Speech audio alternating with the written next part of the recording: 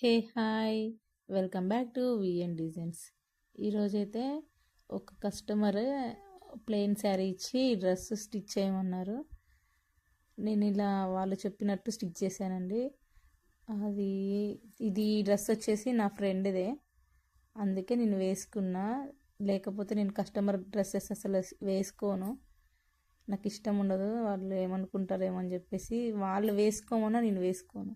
ఇది కూడా నా ఫ్రెండ్ ఒకసారి వేసుకొని నీ వీడియోస్లో పెట్టు అని తను చెప్తుంది కాబట్టి నేను వేసుకొని పెట్టినా, లేకపోతే అసలు నేను పెట్టను. వేరే వాళ్ళు అట్లా వేసుకొని నాకు ఇష్టం ఉండదు. వాళ్ళు వేసుకోమన్నా నేను వేసుకోవాలంటే నాకు మనసు ఒప్పదు.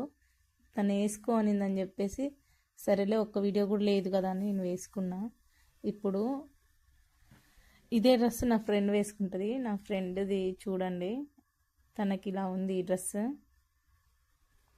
ఇంకా అది ఆ డ్రెస్ వేసుకున్నాక అది చూడండి, అసలు మా ఫ్రెండ్ అసలు ఆగదు.